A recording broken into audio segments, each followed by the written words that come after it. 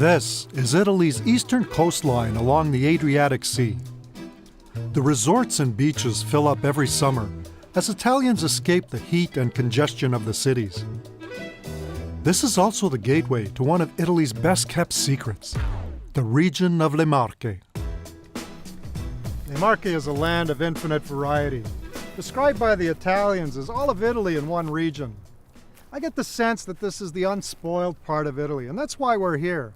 I mean, look at these hills. They're beautiful.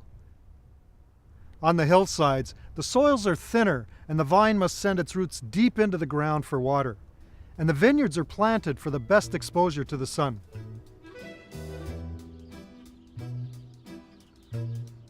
The Apennine Mountains create a rugged spine through this region. The landscape has a wide range of terroir.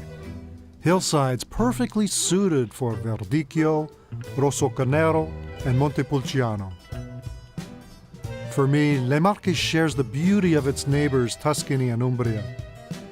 However, it's relatively undiscovered and is still free of the crowds and bus tours you find in other areas. Michele Bernette is CEO of Umani Ronchi Estate near Osimo, a quality leader in the region. Marche is a region that can be summarized in the touristic slogan is saying, which is Marche, Italy in one region. Really here you can experience a bit of everything from the mountains to the beach. You can experience the ancient village, you can see the history, art, great wines with great value, and of course very, very good food. Michele has worked alongside his father Massimo since the 1990s in a family business that goes back 50 years. Recently, they expanded their operation into the neighboring region of Abruzzo, in the DOCG appellation of Montepulciano d'Abruzzo.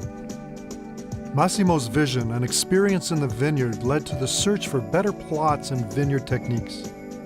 Their state-of-the-art barrel cellar in Osimo is constructed below the vineyards. It's here where barrel aging gives the white varietals richness and softens the tannins in the reds. But in this region, we have two very important varietals. We have for the white, Verdicchio, which is sometimes underrated grape, but very versatile, from which you can make great white wines. And on the red, we have Montepulciano, which is another versatile, great varietal, which you can make more simply everyday wine, but very, very important, serious red wine. I'd like to introduce you to the two key grape varieties for Le Marche. For white wines, it's Verdicchio. For red wines, it's Montepulciano. When we look at Verdicchio, it produces a delicious white wine, and there's a range of styles. And you can see with this one, it's light straw gold color. A nutty characteristic on the nose with a mineral element underneath it.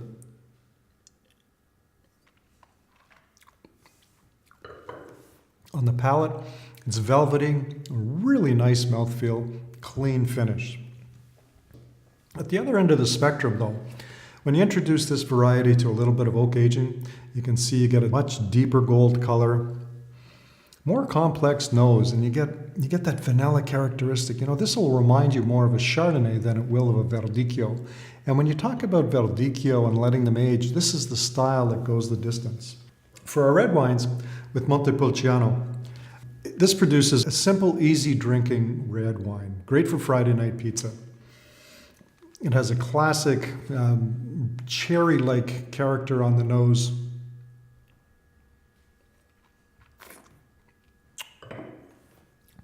It's soft, well-rounded on the palate with, soft tannins, which makes it really easy to drink.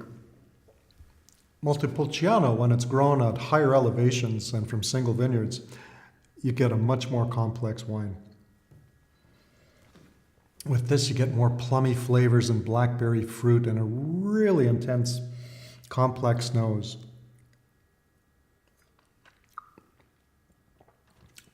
Well-rounded on the mouthfeel. This is going to remind you more of a New World Merlot or maybe a Shiraz. Soft, velvety tannins, beautiful long finish. These are wines that you can drink now, but if you're patient, you'll be well rewarded.